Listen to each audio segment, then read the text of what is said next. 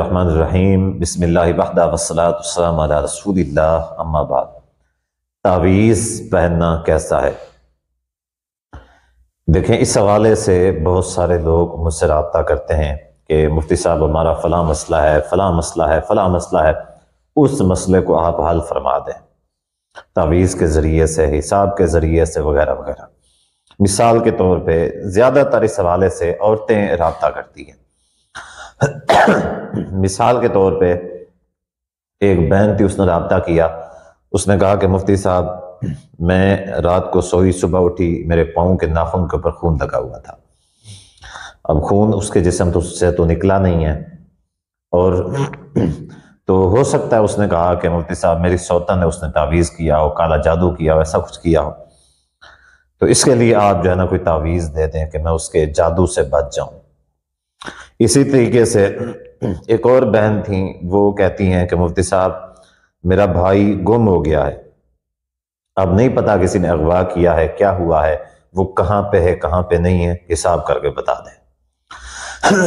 دیکھیں، یہ جو حساب وغیرہ وغیرہ کر کے بتا دیتے ہیں لوگ، یہ ایسا کچھ نہیں ہوتا، ٹھیک ہے؟ یہ جھوٹ بولتے ہیں، ٹھیک ہے؟ لوگوں کو متشابہات لگاتے ہیں، یعنی نہ تو بندے کو سچ کا پتہ چل سکتا ہے اور نہ ہی جھوٹ کا، مکس کر دیتے ہیں، اس طرح کی کوئی بات کرتے ہیں جس سے بس لوگ جو ہے نا خوش ہو جاتے ہیں، راضی ہو جاتے ہیں، وہ سمجھتے ہیں کہ شاید ہمارا حساب ہو گیا، مگر نہ کسی کو بھی غیب کا علم تو کسی کے پاس نہیں ہے، کوئی بھی حساب کر کے کچھ بھی نہیں بتا سکتا، کوئی بھی کچھ نہیں بتا سکتا، یہ بات ذہن میں رکھ لیں۔ یہ سارے جو یہ کہتا ہے کہ میں بتا سکتا ہوں، بتا رہا ہے، ٹھگ ہے، وہ فراڈ کر رہا ہے۔ اگر ایسے کوئی منتر، ایسی کوئی کرامات، ایسی کوئی طاقت ہوتی تو کسی عالم اور مفتی کے پاس ہوتی، میرے پاس نہیں ہے۔ آپ کسی بھی مستند عالم کے پاس چلے جائیں، وہ کہے گا بھی مجھے اس چیز کا پتہ نہیں ہے، میں ایسا کچھ نہیں کر سکتا۔ یہ سارے ان پڑھ جاہل لوگ ہوتے ہیں، یہ ٹھگ ہوتے ہیں، یہ لوٹ رہے ہیں عوام کو۔ تو بہرحال آئیے ہمارا جو اصل ٹاپک اس کی طرف آتے ہیں۔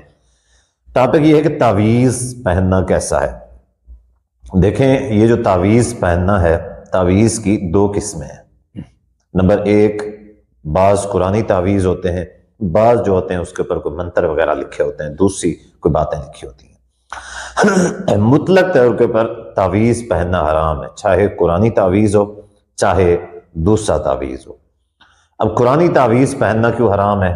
اب کوئی بھی شخص، لوگ پھر یہ اعتراض کرتے ہیں، جی قرآن ہے، یہ تو ہم نے قرآن پہنا ہوا ہے،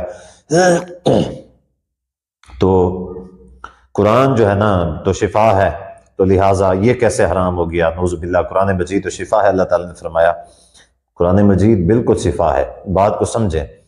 لیکن اس کا یہ ہرگز مطلب نہیں ہے کہ اب قرآن شفا ہے تو اس کو جو ہے نا باندھ کے گلے کے اندر لٹکا دیا جائے، شفا مل جائے گی۔ مثال کے طور پہ دوائی ہے، اس میں شفا ہے، جو ہم دوائیاں استعمال کرتے ہیں ان کے اندر شفا ہے۔ کبھی آپ نے کسی بندے کو دیکھا ہے، یا کبھی آپ میں سے کسی نے ایسا کچھ کیا ہو کہ دوائی کو جو ہے نا باندھ کے گلے کے اندر لٹکا دیا اور شفا مل گئی ہو؟ اسی طریقے سے قرآن مجید میں، حدیث میں شہد کو شفا کہا گیا ہے، تو اب کیا طریقہ ہے شہد سے شفا لینے کا؟ یہی طریقہ ہے کہ بندہ جو ہے نا شہد جو ہے نا گلے میں لٹکا لے، شفا مل جائے گی۔ یعنی یہ طریقہ جو ہے یہ کہاں سے آیا ہے؟ باندھ کے لٹکانے والا جو طریقہ ہے یہ کہاں سے آیا ہے؟ یہ صحابہ نے ایسا کچھ کیا ہے؟ نبی علیہ الصلوۃ والسلام نے کبھی زندگی میں صرف اور صرف ایک مثال ایسی پیش کر دیں کہ نبی علیہ الصلوۃ والسلام نے کبھی کسی کو کوئی چیز ایسے باندھ کے لٹکا دی ہو کہ جاؤ اب یہ تمہارے لیے شفا ہے۔ صحابہ کرام رضی اللہ عنہم اجمعین، 1.25 لاکھ صحابہ، ان میں سے کسی ایک نے ایسا کچھ کیا ہو، تابعین نے، محدثین نے ایسا کچھ کیا ہو؟ یہ بعد کا عمل ہے، یہ بعد کی بدعات ہیں، اور یہ بعد کی گمراہیاں ہیں، چاہے وہ قرآنی تعویذ ہو، چاہے دوسرا تعویذ ہو۔ اب قرآن مجید شفا ہے، دم کریں، یہ شرعی طریقہ ہے، دم کریں، قرآن مجید کو پڑھیں، پڑھنے سے شفا ملتی ہے، دم کرنے سے شفا ملتی ہے، قرآن کے اوپر عمل کرنے سے شفا ملتی ہے، نہ کہ قرآن مجید کو گلے کے اندر لٹکانے سے شفا ملتی ہے۔ اب قرآنی تعویذ کیوں حرام ہے؟ اس کی ایک تو وجہ یہ ہے کہ یہ کسی کا طریقہ نہیں ہے، قرآن و سنت سے یہ ثابت نہیں ہوتا۔ دوسری بات یہ ہے کہ اب جو شخص گلے کے اندر لٹکاتا ہے وہ صاحب زر واش روم کے اندر بھی جائے گا، نہانے جائے گا، قضاء حاجت کے لیے جائے گا، ٹھیک ہے، وہ کسی بھی حالت میں ہوگا، تو کیا خیال ہے پھر قرآن مجید کا یہ ادب ہے یا بے ادبی ہے؟ یقیناً یہ قرآن مجید کی بے ادبی ہوگی۔ وہ کچھ بولتا ہے، کچھ کرتا ہے، نجاست کی حالت میں ہے، پلیدی کی حالت میں ہے، پاک ہے، نہیں ہے پاک، کون سی کیفیت میں ہے، کون سی کیفیت میں نہیں ہے، کون سی جگہ پہ ہے، کون سی جگہ پہ نہیں ہے، وغیرہ وغیرہ۔ یہ ساری جو وجوہات ہیں، یہ ایسا جو یعنی چیزیں ہوتی ہیں، اس وجہ سے قرآن مجید کی توہین ہوتی ہے، لہٰذا اس طریقے سے بھی حرام ہے۔ تو لہٰذا چاہے تعویذ قرآنی ہو، چاہے تعویذ کوئی دوسرے منتر والا ہو، اب جو منتر والا ہے وہ تو سرے سے شرک ہے، وہ تو سرے سے شرک ہے۔ جیسا کہ مثال کے طور پہ حدیث کے اندر آتا ہے کہ نبی علیہ الصلوۃ والسلام نے فرمایا کہ من تعلق شیئا وکل الیہ، جو بھی شخص کوئی کسی چیز کو لٹکاتا ہے تو کیا ہوتا ہے، وہ اسی کے سپرد کر دیا جاتا ہے۔ یعنی اب اللہ تعالیٰ نے اپنے بندوں کی ذمہ داری لی ہوئی ہے کہ میں اپنے بندوں کو یعنی اس کے روزگار ہے، اس کی صحت ہے، اس کے مسائل ہیں، اس کی مشکلات ہیں، میں اس کو حل کرتا ہوں۔ لیکن جب کوئی شخص اسی نیت سے اپنے مکان کے اوپر دیگچی، کالی دیگچی کو الٹا کر کے رکھ دے گا، اپنی گاڑی کے پیچھے جوتا لٹکائے گا کہ نظر نہیں لگے گی، ماتھے کے اوپر کالا ٹیکا لگائے گا، نظر نہیں لگے گی، تعویذ پہن لے گا کہ اس سے میں جو ہے نا بلاؤں سے محفوظ رہوں گا، وغیرہ وغیرہ۔ اب چونکہ اس نے اللہ کی ذات کے اوپر بھروسہ نہیں کیا ہے، اس چیز کے اوپر بھروسہ کیا ہے، تو اس وجہ سے نبی اسلام نے فرمایا وکل الیہ، اسی کے سپرد کر دیا جاتا ہے۔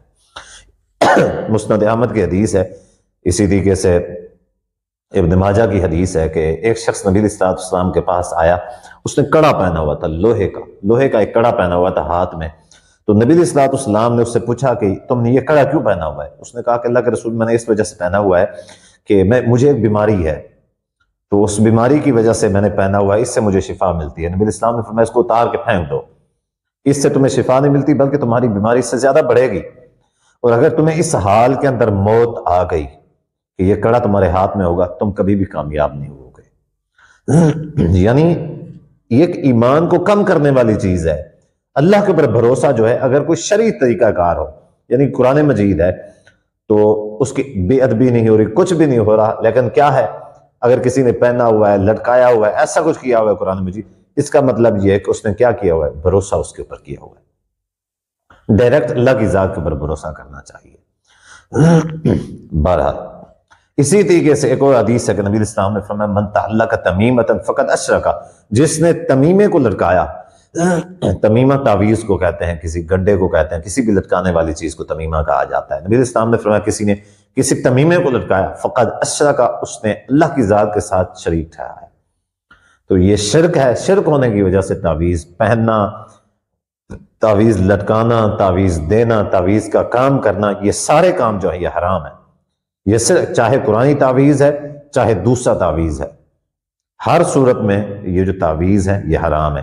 کہیں سے بھی سلف صالحین سے، نبی صلی اللہ علیہ وسلم سے کہیں سے بھی اس عمل کی حوصلہ افزائی نہیں ملتی، نہ ہی ان سے یہ عمل ثابت ہوتا ہے، بلکہ یہ جو عمل ہے یہ شروع سے مشرکین کے طریقہ کار کے پر چلا آ رہا ہے۔ مشرکین کا عمل رہا، نبی صلی اللہ علیہ وسلم کے زمانے میں بھی مشرک یہ کام کیا کرتے تھے۔